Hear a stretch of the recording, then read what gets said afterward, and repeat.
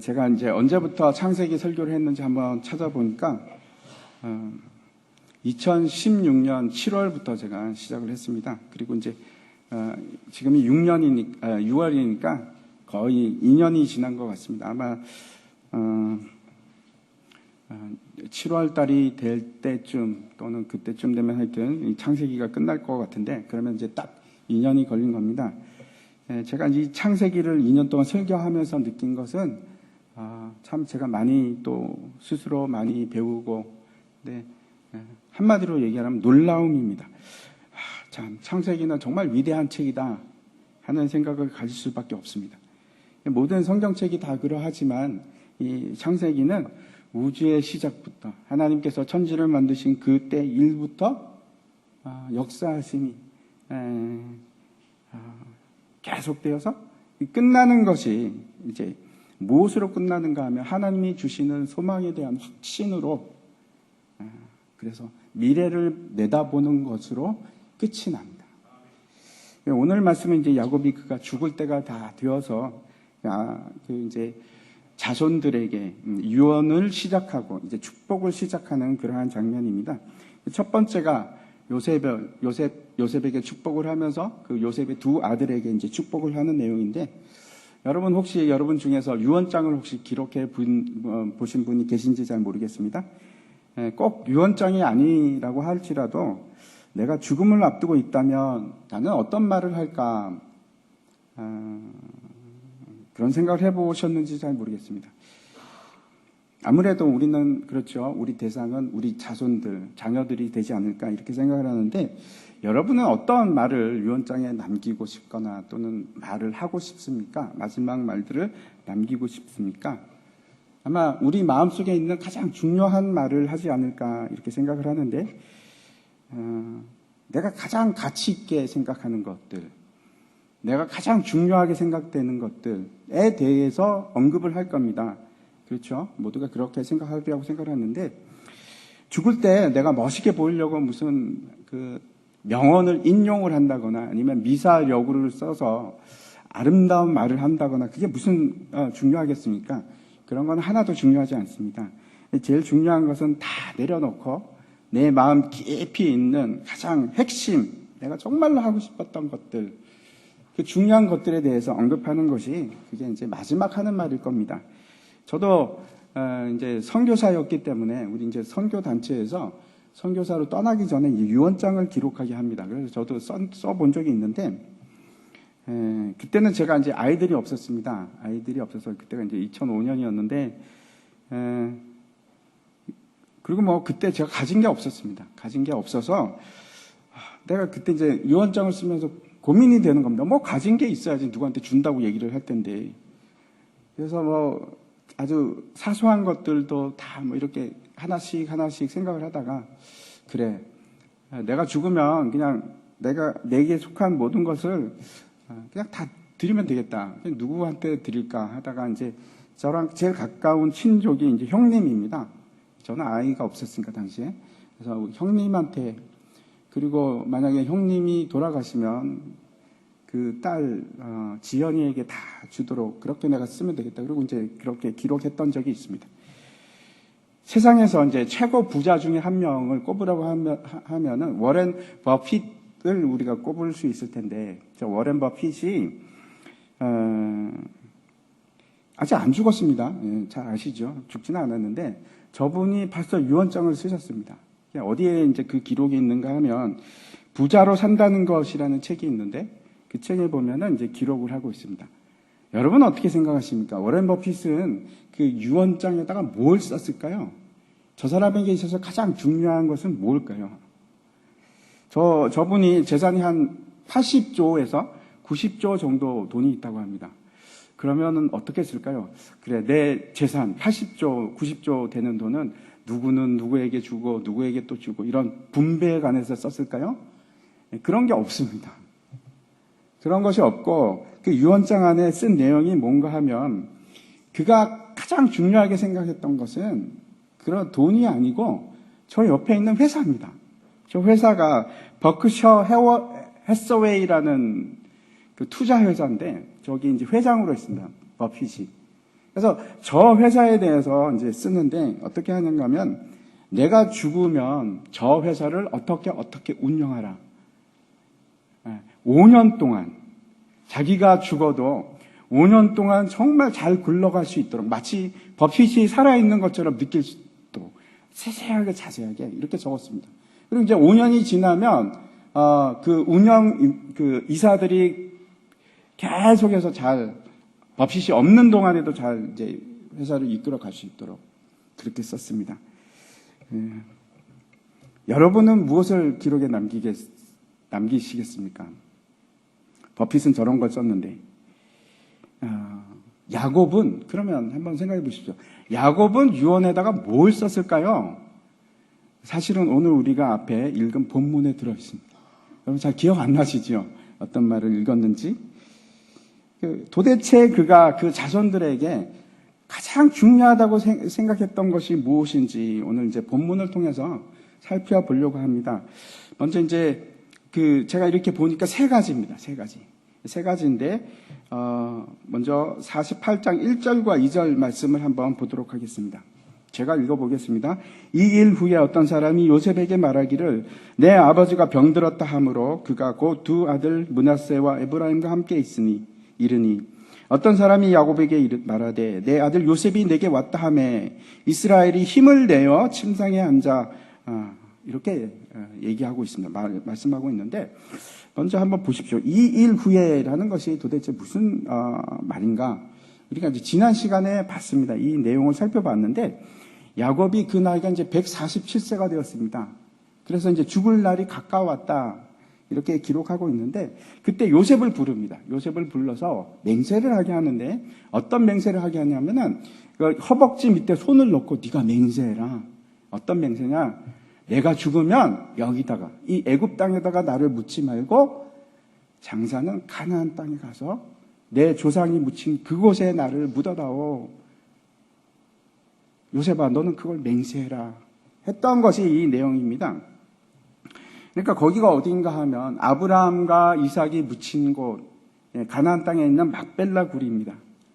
거기다가 나를 장사하라 하는 것을 맹세케 했는데 그런 일이 있고 나서 지금 뭐라고 여기서 1절에서 얘기하면 야곱이 병들었다 이렇게 얘기하고 있습니다.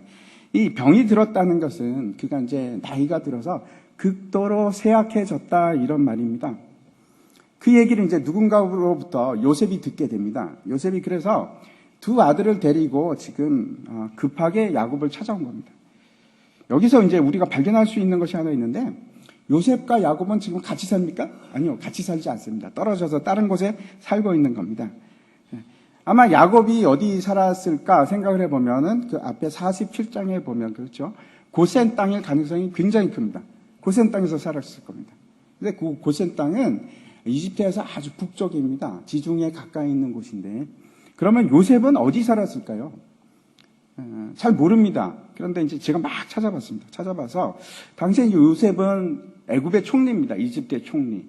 그래서 그 당시에 수도가 어디였냐 하면은 테페라는 곳인데 그게 이제 룩소르입니다. 혹시 여러분 이집트 가 보신 분은 아실 텐데 룩소르는 굉장히 남쪽에 있습니다. 한참 갑니다. 나일강을 따라서 쭉 한참 밑으로 내려오면 거기 룩소르가 있습니다. 제가 구글 맵을 이용해갖고 거리가 얼마나 될까 한번 계산을 해보니까 500km에서 600km 정도 떨어졌습니다. 한번 생각해 보십시오. 아마 틀림없이 요셉은 애굽의 총리였으니까 수도에 살고 있었을 텐데 그러면 그 룩소르에서 고센 땅까지 가면 얼마나 오래 걸렸겠습니까? 500km, 600km인데. 이제 아이들을 데리고, 두 아들을 데리고 이제 그곳으로 가는 겁니다. 근데 그 길을 가면서, 왜 두 아들을 데리고 갔을까? 여러분, 왜 데리고 갔을까요? 물론 이제 아버지 야곱이 이제 직감을 했을 겁니다. 야곱이 아버지가 이제 돌아가시려나 보다. 그리고 인종의 자리를 지키기 위해서 두 아들을 데리고 갔을 수도 있는데 그 이상입니다. 요셉이 두 아들을 데리고 간 것은 분명히 야곱으로부터 두 아들에 대한 축복을 받아내기 위한 겁니다. 아브라함이 이삭을 축복했고 이삭이 또 에서와 야곱 두 아들을 축복을 했습니다. 그렇죠? 그리고 그 똑같이 두 아들에게 야곱의 축복을 받기를 원하는 겁니다. 이 야곱이 이제 귀를 쓰고 이삭의 축복을 받아냈는데 요셉도 분명히 그 축복의 의미를 아는 겁니다. 우리 아들들도 반드시 받게 해야지. 그리고 혼자서 가는 것이 아니고 그 멀리 있는 고센 땅까지, 그때는 뭐 차도 없고 비행기도 없는데 마차를 타고 갔겠죠. 마차를 타고 두 아이들을 데리고 간 겁니다. 야곱이 이제 간신히 몸을 일으켜서 침상에 이제 앉았습니다. 아마 이제 도저히 앉아 있을 수도 없는 그런 기력이 완전히 쇠한 상태인데 간신히 이제 부들거리면서 앉아 있는 겁니다. 그리고 요셉에게 자신의 마음에 간직하고 있는 가장 중요한 얘기들을 하기 시작합니다. 그 첫 번째가 무엇인지 한번 3절과 4절을 보도록 하겠습니다. 첫 번째 유언입니다. 같이 읽겠습니다. 시작. 요셉에게 이르되 이전에 가나안 땅 루스에서 전능하신 하나님이 내게 나타나사 복을 주시며 내게 이르시되 내가 너로 생육하고 번성하게 하여 내게서 많은 백성이 나게 하고 내가 이 땅을 내 후손에게 주어 영원한 소유가 되게 하리라 하셨느니라. 여러분 혹시 가나안 땅에 있는 루스가 어딘지 기억을 하시겠습니까? 잘 기억 안 나시죠? 한번 찾아보도록 하겠습니다. 창세기 28장에 있는데 17절부터 제가 읽어보도록 하겠습니다. 이에 두려워하여 이르되 두렵도다 이곳이여 이곳은 다름 아닌 하나님의 집이요 이는 하늘의 문이로다 하고 야곱이 아침에 일찍이 일어나 베개로 삼았던 돌을 가져다가 기둥으로 세우고 그 위에 기름을 붓고 그곳 이름을 베델이라 하였더라. 이 성의 옛 이름은 루스더라. 여러분 이제 조금 기억이 나십니까? 이 야곱이 언급하고 있는 가나안 땅 루스라는 곳은 어딘가 하면 야곱이 그 옛날 형 에서를 피해서 도망을 갈 때 밧다람 아람으로 도망을 가다가 맨몸으로, 그렇죠, 지팡이 하나만 들고 도망을 갑니다. 목자 지팡이 하나만 들고 도망을 가다가 이제 잘 데가 없어서 노숙을 하는데, 가던 길 중에 노숙을 하는데 돌 가지고 이제 베개를 하고 잔 곳이 바로 루스입니다.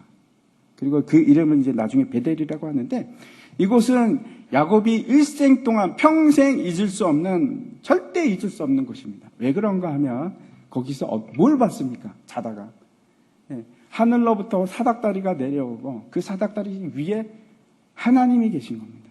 그리고 그 하나님이 야곱에게 복을 주었던 참 놀라운 일을 목격했던 그곳입니다. 그래서 이곳은 하나님의 집이라 하고 벳엘이라고 이름을 붙였던 바로 그것입니다. 야곱의 생애에 대해서 이제 녹스라는 그 학자가 이 일생을 세 개로 나눴습니다. 제가 이걸 보니까 참 공감이 가는데, 처음 단계는 뭔가 하면 그러니까 자기가 생각하는 대로 자기의 마음대로 그렇게 살던 때입니다. 창세기에 보면 이것이 이제 출생할 때부터 25장에 이제 출생하는 내용이 나오는데 25장부터 시작해서 32장까지입니다. 여러분 혹시 기억나십니까? 32장에 어떤 일이 있었는지? 32장에서 야복강에서 하나님의 사자와 씨름하던 그곳입니다.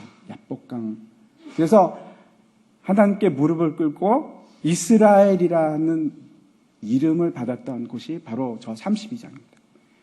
그때 깨어지기 시작하는 겁니다. 야곱의 자신의 자아가 깨어지기 시작합니다. 그때 어떤 일들이 있었습니까? 그 사이에 이제 있었던 일을 생각해 보면은 형 에서로부터 장자권을 뺏기 위해서 무단히 노력하고 결국은 아버지를 속여서 빼앗아내고, 그리고 그 일 때문에 도망가지 않습니까? 바단 아람 하란으로 도망을 가고 거기서 이제 외삼촌을 만나서 두 번째 했던 것은 외삼촌으로부터 아내 라헬을 얻기 위해서 14년을 열심히 일을 합니다. 무료로 봉사를 하고, 그리고 나서는 이제는 재산을 모으기 위해서 그렇게 애를 쓰고, 그리고 이제 그 일 때문에 라반으로부터 도망했던 때 에서를 피해서 가다가 머무른 곳, 거기가 야복강가였는데 거기서 하나님을 만나게 되는 겁니다. 형 에서 때문에 공포에 휩싸여 있을 때, 어찌할 바를 모를 때 하나님께서 그를 만나 주셨습니다. 거기가 이제 자아의 시기. 이것이 이제 첫 번째 자해의 시기고, 두 번째 이제 시기는 고난의 시기입니다. 그게 33장부터 시작해서 이제 45장까지 사이에 있는데, 이 기간은 마치 불을 통과하는 것 같은 그런 험한 길을 걷게 됩니다. 혼란스럽고 어렵고 감당하기 힘든 처참한 지경까지 이르는 그런 일들이 막 생기기 시작합니다. 그런 삶을 살았습니다. 아들 루벤이 첫 아들이 그 아내 중에 한 명이죠. 빌하. 저 빌하와 함께 동침을 합니다. 얼마나 끔찍한 일입니까? 그런 일이 생기고, 그리고 딸 디나가 강간을 당하고 세겜에서. 그래서 그 일 때문에 두 아들이 달려가서 세겜 사람을 다 죽이고 살육을 하고 그런 일들이 막 생기는데, 그래서 도망을 갑니다. 도망을 가다가 급기야는 사랑하는 아내 라헬이 길을 가다가 죽고, 그 일이 기록되어 있고, 그리고 나서 또 자기가 가장 아끼던 사랑하는 아들 요셉이 옷만 남습니다. 피 묻은 옷만 남습니다. 채색옷. 짐승이 물어 죽였구나. 먹어버렸구나. 그런 삶을 살 때입니다. 하나님께서는 이 일을 통해서 자신만 알고 살아가는 야곱을 조금씩 무너뜨리면서 변화시키기 시작했습니다. 여러분 한번 생각해 보십시오. 고난을 통하지 않고 내가 내 자신을 내려놓을 수 있을까? 어떻게 생각하십니까? 고난이 없는데도 내가 내 자신을 버릴 수 있을까? 쉽지 않습니다. 물론 그런 분도 계실지 모르겠지만 너무나도 힘듭니다. 고난을 통해서 우리가 하나씩 나에게 붙어있는 것들을 떼내기 시작하는 겁니다. 그래서 저도 그렇습니다. 뒤를 돌아다 보면은 고난은 나에게 얼마나 큰 유익이었는지 모릅니다. 그게 제 고백입니다. 고난을 통해서 내가 사람이 되어가는 겁니다. 하나님께서 야곱에게도 오랜 기간 동안 그 고난을 주십니다. 역경을 주시고 그걸 통과하게 하십니다. 이때가 이제 고난의 시기입니다. 45장. 그리고 이제 세 번째 시기는 믿음의 시기인데, 여러분 이제 45장에서 어떤 일이 일어났는가 하면은 드디어 애굽에 갔던 아들들이 돌아옵니다. 기근 때. 그리고 나서 이 아들들이 뭐라고 하냐면, 아버지 요셉이 살아 있습니다. 그 소식을 듣고 야곱이 했던 말이 이런 말입니다. 내가 조카도다. 이제 다시 내가 기운이 나고 소망이 생긴도다. 그런 말입니다. 그래서 뭐라고 하냐면, 내가 죽기 전에 가서 그를 보리라. 믿음의 소망이 다시 일어나기 시작하면서 그가 이제 믿음으로 행하기 시작합니다. 이때가 믿음의 시기입니다. 그래서 바로를 만나서 믿음으로 축복하고, 또 요셉에게 죽어갈 때 요셉에게 내가 죽으면 나를 장사해서 가나안 땅에 묻어라. 이렇게 얘기하고, 그리고 이제 오늘 나오는 48장과 49장을 통해서 그 믿음의 확신을 우리에게 이제 보여주기 시작합니다. 다시 오늘 본문 3절과 4절을 돌아가서 제가 다시 한번 읽겠습니다.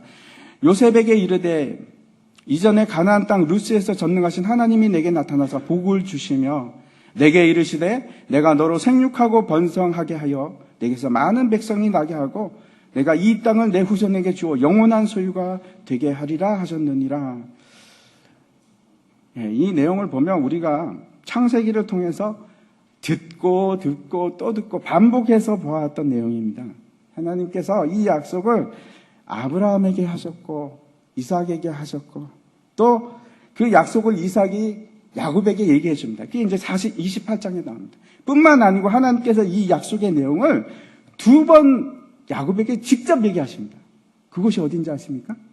첫 번째는 야곱이 하란으로 올라갈 때 베델에서, 그리고 두 번째는 야곱이 그 디나 강간 사건 살육 현장을 떠나서 막 돌아갈 때, 다시 베델에 갔을 때, 그때 하나님께서 똑같은 얘기를, 그 약속을 야곱에게 주셨습니다. 그 예배할 때. 그 장면을 한번 다시 보도록 하겠습니다. 35장인데 35장 9절부터 제가 한번 읽어보도록 하겠습니다. 야곱이 밥단 아람에서 돌아오매 하나님이 다시 야곱에게 나타나사 그에게 복을 주시고 하나님이 그에게 이르시되 내 이름이 야곱이지만은 내 이름을 다시는 야곱이라 부르지 않겠고 이스라엘이 내 이름이 되리라 하시고 그가 그의 이름을 이스라엘이라 부르시고 하나님이 그에게 이르시되 나는 전능한 하나님이라 엘샤다이 생육하며 번성하라 한 백성과 백성들의 총회가 내게서 나오고 왕들이 내 허리에서 나오리라. 내가 아브라함과 이삭에게 준 땅을 내게 주고 내가 내 후손에게도 그 땅을 주리라 하시고 이렇게 되어 있습니다. 이것이 여러분 이 3절과 4절 하나님께서 아브라함에게 주셨고 또 이삭에게 주셨던 그 약속, 이것이 야곱의 첫 번째 유언의 내용입니다. 하나님께서 나를 생육하고 번성하게 하시고 나를 통해서 한 나라를 이루게 하실 것이며 또 그 땅을 내 후손들에게 주리라. 이거 하나님의 언약. 이게 야곱이 첫 번째 요셉에게 얘기하고 있는 언약 유언입니다. 야곱이 자기가 지금 가지고 있는 재산을 유산으로 주는 것이 아니고 야곱이 가장 소중하게 여겼던 첫 번째는 뭔가 하면 약속입니다. 하나님의 약속. 하나님께서 주셔서 장차 취할 그 땅, 지금 가지고 있지 않습니다. 지금 내 손에 없습니다. 그런데 그걸 믿음으로 주는 겁니다. 그 아들들에게. 그 땅을 요셉과 그 아들들에게 주겠다. 하나님께서 주실 것이다. 내가 지금 가지고 있는 것도 아니고 내가 지금 보는 것도 아니지만 믿음으로 하나님께서 반드시 우리에게 주실 그 땅, 그 땅을 유업으로 믿음으로 남기는 겁니다. 이것이 첫 번째입니다. 히브리서 11장 말씀 한번 보여주시기 바랍니다. 믿음으로 야곱은 죽을 때에 요셉의 각 아들에게 축복하고 그 지팡이 머리에 의지하여 경배하였으며 야곱이 했던 것은 미래에 이루어질 수밖에 없는 하나님의 약속의 성취를 믿고 그리고 그 아들들에게 축복을 하는 겁니다. 여러분은 자녀들에게 뭘 남겨주시기를 원하십니까? 많은 재산을 남기시겠습니까? 아니면 땅을 남기시겠습니까? 뭘 남기시겠습니까? 아니면은 평생 기억될 멋진 명언을 남기시겠습니까? 야곱은 그런 것을 남긴 것이 아니고 하나님의 약속을 남겼습니다. 그게 그 하나님의 약속이 야곱에게 있어서 가장 소중한 것이었습니다. 온 천하를 다 얻는다고 할지라도 여러분 생명을 잃으면 무슨 소용이 있겠습니까? 내가 모든 것을 다 가진다고 한들 내 자녀가 모든 것을 다 취한다고 한들 그 생명을 잃으면 무슨 소용이 있겠습니까?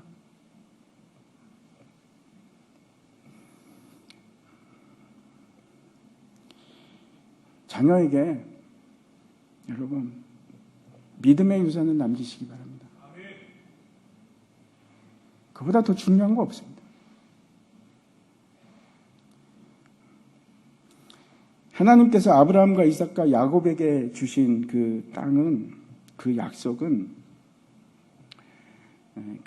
뭔가 하면 자손에 관한 것하고 땅에 관한 것인데 그리고 그 자손으로 인해서 복을 받는 것입니다. 근데 그 자손이 누굽니까? 갈라디아서에 보면 분명히 그 자손은 예수 그리스도. 그리고 그 땅은 어디입니까? 하나님 나라입니다. 우리가 차지할 땅은 하나님의 나라고 우리가 취할 그 자손은 예수 그리스도. 그 예수 그리스도를 통해서 우리가 복을 누리는 겁니다. 그게 하나님의 변하지 않는 아브라함부터 시작해서 지금까지 이어져 내려오는 신실하신 하나님께서 우리에게 주신 약속입니다. 그 약속을 물려주십시오.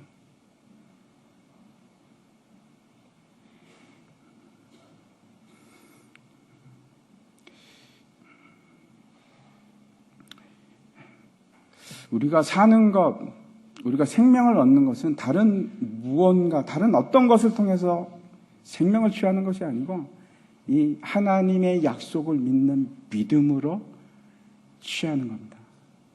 이 믿음의 약속을 우리 자녀들에게 물려주십시오. 두 번째 야곱이 요셉에게 했던 유언이 무엇인지 한번 보도록 하겠습니다. 5절과 6절입니다. 5절과 6절 한번 보여주십시오. 같이 읽겠습니다. 48장 5절과 6절 넘겨주십시오. 같이 읽겠습니다. 시작. 내가 애굽으로 와서 내게 이르기를 전에 애굽에서 내가 낳은 두 아들 에브라임과 므낫세는 내 것이라. 르벤과 시몬처럼 내 것이 될 것이요 이들 후에 내 소생은 내 것이 될 것이며 그들의 유산은 그들의 형의 이름으로 함께 받으리라. 쉽지 않은 얘기입니다. 이게 무슨 얘기인가 하면 두 번째 야곱이 요셉에게 했던 얘기가 어떤 거냐면 요셉의 두 아들 에브라임과 므낫세. 므낫세가 형입니다. 이 에브라임과 므낫세를 내 아들로 달라 하는 겁니다. 이게 무슨 얘기입니까? 이 양자로 달라는 겁니다. 이게 두 번째 유언입니다. 이때 나이를 한번 생각해 보면 야곱의 나이는 147세입니다. 그러면 이제 계산을 해보면은 요셉의 나이는 50대 중반, 55세 정도 됐습니다. 그럼 아이들은 몇 살일까요? 계산해보면 20대 중반? 20대 청년들입니다. 둘 다. 그런데 생각해 보십시오. 다 큰 아이들을 무슨 양자로 삼겠다고. 그리고 지금 상황이 야곱은 며칠 내로 죽을 수밖에 없는 그런 늙은 몸입니다. 병든 몸입니다. 근데 그때 꼭 굳이 요셉의 두 아이들을 양자로 삼아야 되겠습니까? 여러분은 어떻게 생각하십니까? 도대체 이게 무슨 얘기일까요? 왜 굳이 양자로 삼으려고 했을까요? 양자로 삼아도 야곱은 곧 죽을 텐데. 이게 무슨 뜻인가 하면 이 자체가 요셉을 장자로 하겠다는 의지를 얘기하는 겁니다. 한번 넘겨주십시오. 지금 야곱은 요셉에게 장자의 권리를 주는 겁니다. 그 두 아들을 자기의 양자로 삼으면. 이게 무슨 말인가 하면 당시 장자는 언제나 다른 아들들에 비해서 2배의 몫을 가지게 되어 있었습니다. 그래서 이제 고대의 풍습이기도 하고 규칙이기도 합니다. 야곱에게 있어서 그가 남기는 유산은 첫 번째는 뭐였습니까? 하나님의 언약, 약속이 그에게 있어서 유산이었습니다. 그리고 지금 두 번째 얘기하는 것은 그에게 있어서 유산은 뭔가 하면 그 아들들입니다. 아들들이 유산입니다. 그가 남겼던 소떼나 양떼나 아니면 땅이나 이런 것이 아니고 자신의 아들들이 바로 유산인 겁니다. 그래서 야곱에게 있어서 12명의 아들이 있었는데 그 아들들 중에서 요셉이 빠집니다. 그렇죠? 요셉이 이제 빠지고 요셉 대신에 두 아들 에브라임과 므낫세가 들어가서 결국은 어떻게 되는가 하면 다른 아들들은 다 한 몫을 가지게 되는데 요셉만 에브라임과 므낫세 두 몫을 가지게 되는 겁니다. 장자의 권리입니다. 그래서 이제 나중에 가나안 땅에 들어갔을 때도 그렇습니다. 다른 이들은 가나안 땅에서 한 몫의 땅만 받게 됐는데 요셉은 에브라임과 므낫세가 각각 한 기업으로 땅을 받아서 두 몫의 땅을 차지하게 됩니다. 장자의 권리를 받는 겁니다. 그렇다면 우리가 생각할 것이 이겁니다. 왜 요셉이 장자의 권리를 받아야 하지? 역대상 말씀을 한번 보도록 하겠습니다. 제가 읽어보겠습니다.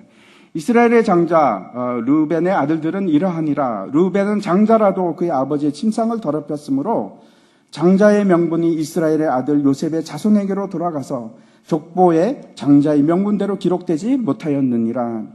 유다는 형제보다 뛰어나고 주권자가 유다에게 났으나 장자의 명분은 요셉에게 있느니라. 야곱에게 있어서 그 생물학적 가장 큰 아들은 누구였는가 하면 르벤입니다. 그렇지만 이 르벤이 아버지의 그 첩 빌하와 이제 동침을 함으로써 지금 장자의 명분이 사라졌다 이렇게 얘기를 합니다. 그리고 요셉에게 그 자손에게 갔다. 명분이, 장자의 명분이. 이렇게 지금 얘기를 하는 건데 그래도 우리가 생각하기엔 그렇습니다. 그래, 르벤은 그렇다 치고 시몬과 그 다음에 레위가 있는데 이 둘은 사람들을 많이 죽였으니까 그래서 또 뺀다고 하자. 그러면 그 다음은 누굽니까? 유다입니다. 유다가 장자가 된 게 훨씬 더 맞지 않을까? 특별히 유다의 혈통을 따라서 예수님께서 오셨습니다. 그러면 우리가 생각하기는 그래도 왜 요셉일까? 유다가 장자가 되는 것이 훨씬 더 맞을 것 같은데 하는 생각을 가지게 됩니다. 그런데 요셉이 장자가 되는 겁니다. 성경이 하나님을 칭할 때 어떻게 칭하는가 하면 아브라함의 하나님, 이삭의 하나님, 야곱의 하나님 이렇게 얘기합니다. 요셉의 하나님 이렇게 얘기하지는 않습니다. 왜 그런가 하면 아브라함은 그렇죠. 그 형이 있었습니다. 하란이 있었습니다. 그런데 아브라함만 택한 백성이 되고 그 아들도 생각해 보십시오. 이삭뿐만 아니고 이스마엘이 있었습니다.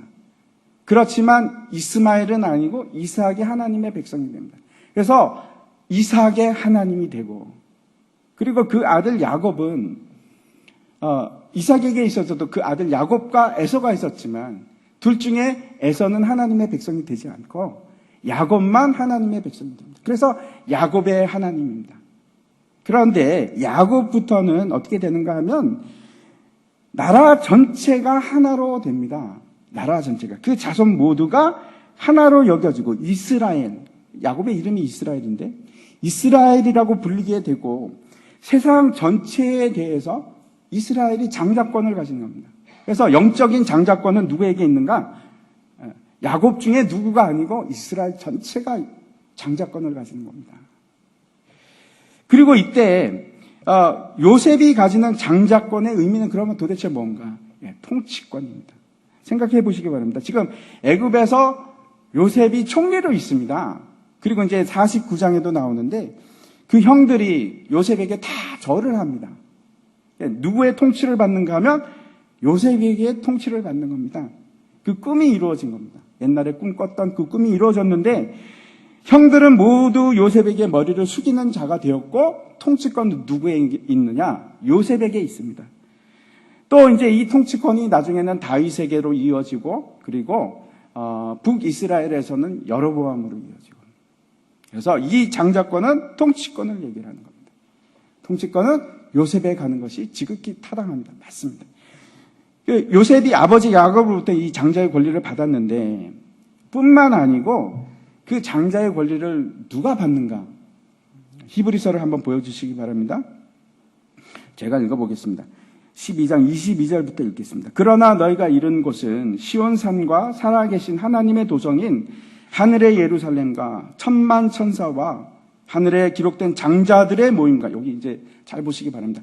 하늘에 기록된 장자들의 모임과 교회와 만민의 심판자이신 하나님과 및 온전하게 된 의인의 영들과 새 언약의 중보자이신 예수와 및 아벨의 피보다 더 나은 것을 말하는 뿌린 피니라 이렇게 히브리서에서 기록하고 있습니다. 결국 여기서 말하는 것이 뭔가 하면 우리가 이르는 곳이 있는데 그 이르는 곳이 어디라고 지금 얘기했냐면 하나님의 도성인 새 예루살렘 거기에 이르게 되고 우리는 그곳에서 장자들의 모임에 들어가는데 거기가 뭐라고 얘기를 하냐면 그곳이 교회라고 얘기를 하고 있습니다. 즉 우리는 장자들의 모임인 교회에 속한 자가 되고 이는 예수 그리스도의 피로 인해서 그 피로 말미암아 장자의 권리를 받은 자들이 되었다 하는 얘기를 지금 히브리서에서 하고 있습니다. 다시 말씀드려서 우리는 하나님의 장자가 되어서 여러분 결국은 우리는 세상을 통치하는 자가 됩니다. 예수님께서 다시 오시면은 우리는 세상을 통치하는 자가 됩니다. 장자의 명분을 가지고 그 하나님의 나라를 유산으로 받고 여러분 이것보다 더 큰 영광이 어디 있겠습니까? 그런데 그 영광된 장자의 명분을 누구에게 주는가 하면 요셉에게 줍니다. 이 야곱이 요셉에게 그 장자의 권리를 준다는 것은 다른 말로 하면 왜 그럴 수 있는가? 야곱이 장자였기 때문에 가능합니다. 여러분 우리도 하나님의 장자가 맞습니다. 확신하십니까? 아멘이십니까? 내가 장자라면 여러분이 정말로 하나님의 장자가 맞다면, 그런 확신이 있으시다면 우리는 그 권리에 대한 프라이드를 갖고 있어야 됩니다. 놀라운 영광의 자리입니다. 그래서 지금 야곱은 그 놀라운 너무나 중요한 이 장자의 명분을 지금 요셉에게 주는 겁니다. 자기가 가장 아끼는 것, 장자의 명분. 첫 번째, 야곱이 요셉에게 줬던 것이 무엇입니까? 하나님의 약속. 변하지 않는 하나님의 약속. 반드시 이루어질 수밖에 없는 그 땅을 주신다는 하나님의 약속을 믿음으로 주고, 두 번째 줬던 유언이 이겁니다. 장자의 권리를 줍니다. 한번 넘겨주시기 바랍니다.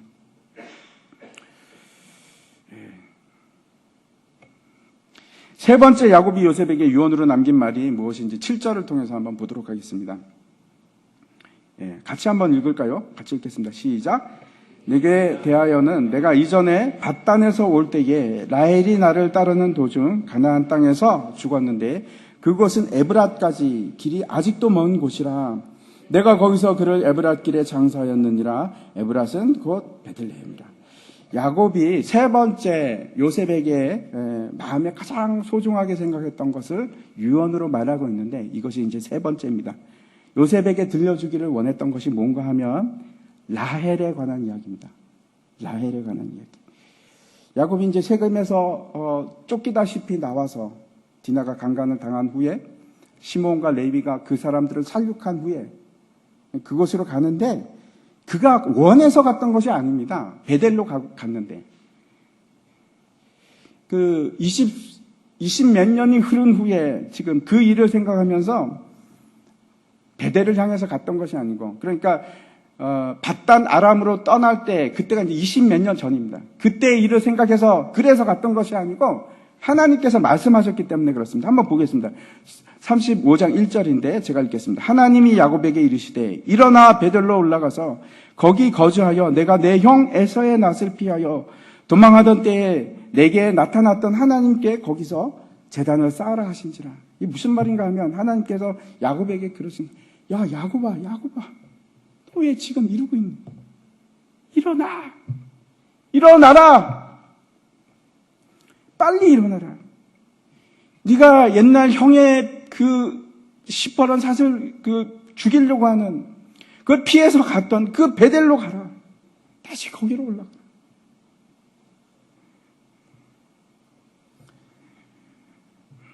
그리고 이제 베델에 가서 다시 하나님을 만납니다. 예배하는 동안에 하나님을 만나고 하나님께서 다시 언약의 말씀을 줍니다. 내가 너와 함께 하리라. 내가 그 땅을 주리라. 너를 생육하고 번성하게 하리라. 그리고 거기서 에브랏을 향해서 가기 시작할 때, 베델에서 에브람을 향해서 가기 시작할 때, 그때 라헬이 죽었습니다. 야곱이 그 옛날 아내를 잃었던, 난산을 하면서 고통 중에 죽었던 그 아내를 잃었던 일을 다시 지금 회상하면서 요셉에게 이렇게 말하는 겁니다. 라헬은 죽었어요. 너의 어머니 라헬은 죽었어요. 근데 내가 계속 그 일을 기억해. 다시 한번 7절을 보여주시기 바랍니다. 7절 보시면은 그 가운데 보면 이렇게 되어 있습니다. 그곳은 에브랏까지 길이 아직도 먼 곳이라. 우리말은 이렇게 번역이 되어 있는데 그렇게 제가 이해할 수 없습니다. 왜 이렇게 번역을 했는지. 다른 그 성경들 많이 보면은 오히려 반대로 기록이 되어 있습니다. 저렇게 할 수도 있는데 저거는 아주 좀 잘못된 것 같고, 뭐 맞을 수도 있지만은, 그리고 어떤 식으로 번역하는 것이 더 맞는가 하면 그리 멀지, 에브랏은 그리 멀지 않은 곳이라, 그리 멀지 않은 곳이라 하는 것이 더 맞습니다. 야곱이 이제 지금 아마 라헬에게 이렇게 얘기하는 겁니다. 여보, 힘내. 이제 에브랏까지 얼마 안 남았어. 조금만 참아. 갑시다. 조금만 더 견디요. 조금만 더 가면 에브랏까지 갈 수 있어. 근데 그 길에 죽어버린 겁니다. 라헬이. 아마 눈물을 흘리면서 그 두 손으로 땅을 파면서 거기다 자기의 사랑하는 아내를 묻었을 겁니다. 그리고 흙으로 덮고. 야곱은 왜 유언으로 이 이야기를 지금 하고 있는 걸까요? 왜 굳이 이 이야기를 해야만 했을까요? 죽음을 앞두고. 어쩌면 이제 야곱이 요셉을 그렇게 사랑하고 그래서 그에게 하나님의 약속을 전해주고 그에게 장자의 권리를 주고 했던 것이 결국은 이 이유 때문인지도 모릅니다. 그 아내 라헬을 너무나 사랑했기 때문에, 그리고 그 아내의 죽음 때문에. 그런데 이 7절을 통해서 하나님께서 우리에게 말씀하시기를 원하시는 것이 무엇인지 한번 생각해 보시기를 원합니다. 야곱이 그 가족과 함께 향해서 갔던 곳이 어딘가? 에브라시입니다. 그런데 에브라시라는 말이 어떤 뜻인가 하면 열매를 많이 맺는다 하는 뜻입니다. 에브라임이라고 그 아들의 이름을 에브라임이라고 했는데 사실은 똑같은 말입니다. 근데 에브랏 하면은 단수고 에브라임 하면은 쌍수입니다. 두 개라는 뜻입니다. 그러니까 두 배로 열매를 많이 맺는 그런 뜻인데, 이 열매를 많이 맺는다 하는 에브랏이 나중에 어떤 이름으로 바뀌는가 하면 베들레헴으로 바뀝니다. 베들레헴은 베트라는 것은 집이라는 뜻이고 레헴 하는 것은 빵이라는 뜻입니다. 떡, 빵. 그래서 이 베들레헴은 떡집입니다. 떡집, 빵집. 세 번째, 야곱이 요셉에게 말했던 것은 베들레헴을 향해서 가는 여정입니다. 마치 제가 이 구절을 읽으면서 느끼는 것이 마치 이 7절은 야곱의 전체 역사를 한 줄로 요약해서 했던 말처럼 그렇게 들립니다. 저한테.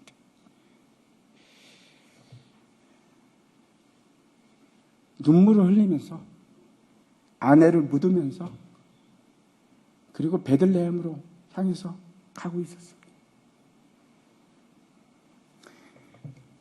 나중에 이제 거의 2000년이 지났을 때 그곳에 한 여인이 지나갑니다. 그리고 베들레헴에서 아이를 낳습니다. 그 아이 이름이 누군지 아시죠? 예, 예수님.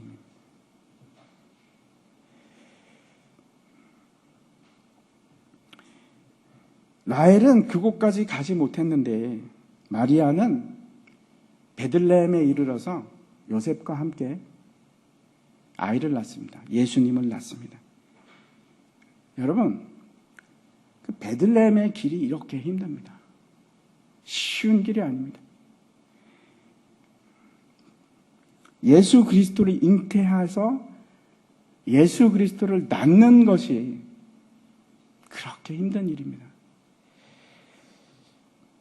하지만 야곱이 요셉에게 얘기하고 있듯이 마찬가지로 우리도 그 길을 가는 겁니다. 눈물을 흘리면서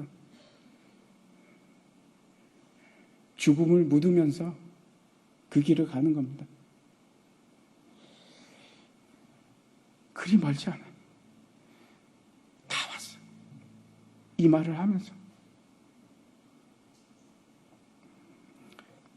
그리고 이 야곱이 요셉에게 결국 얘기하는 것이 뭔가 하면 결국 나는 그곳에 도착했어. 결국 나는 예루살렘에 도착했어. 그 말을 하고 싶은 겁니다. 사도 바울이 그가 죽기 전에 베드로에게 남긴 말이 있습니다. 한번 보도록 하겠습니다. 디모데 후서에 있는 말씀입니다. 제가 한번 읽겠습니다. 나는 선한 싸움을 싸우고 나의 달려갈 길을 마치고 믿음을 지켰으니 이제 후로는 나를 위하여 의의 면류관이 예비되었으므로 주 곧 의로우신 재판장이 그날에 내게 주실 것이며 내게만 아니라 주의 나타나심을 사모하는 모든 자에게 도니라. 너는 어서 속히 내게로 오라. 선한 싸움을 싸우고 내가 달려갈 길 다 해서 드디어 나는 믿음을 지키고 베들레헴에 도착했어요. 그리고 예수 그리스도의 형상을 내가 잉태한 겁니다. 이 일을 하는 겁니다. 야곱이 요셉에게 세 번째 마지막으로 남긴 말이 이 말입니다. 너도 그 길을 가라. 너도 험하고 힘들고 눈물을 흘리고 죽음을 무릅쓰고 그리고 그 길을 가. 그리고 베들레헴에서 예수 그리스도를 낳는 것이 맞아. 조금밖에 안 남았어. 그 길을 가라. 49장에 보면 야곱이 죽습니다. 야곱이 죽고 그 다음에 바로 나오는 기사가 뭔가 하면 요셉도 죽는 기사입니다. 요셉도 그 길을 끝까지 완수했습니다.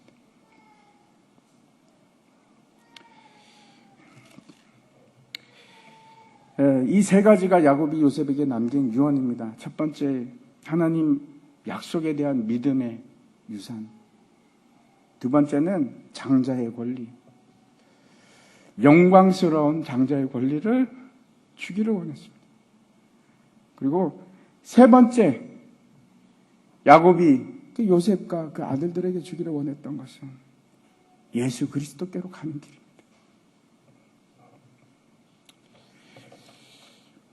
여러분, 우리 역시 하나님의 약속을 가진 자고, 여러분, 우리 역시 하나님의 장자들입니다. 하나님의 장자로 부름을 받은 자들이고, 그리고 베들레헴으로 가는 길입니다. 힘내십시오. 보입니다. 이제 얼마 남지 않았습니다. 베들레헴으로 가는 길이 참 힘듭니다. 눈물을 흘리고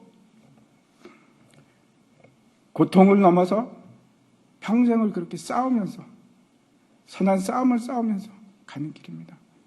근데 그 길을 가는 겁니다. 그래서 예수 그리스도의 형상이 우리에게 잉태되는 그날까지 아무리 힘이 들어도 또 죽음이 우리를 앞에 가로막는다고 하더라도 그 길로 가십시오. 우리에게는 뭐가 있는가 하면 의의 면류관, 생명의 면류관이 예비되어 있습니다. 다 함께 일어나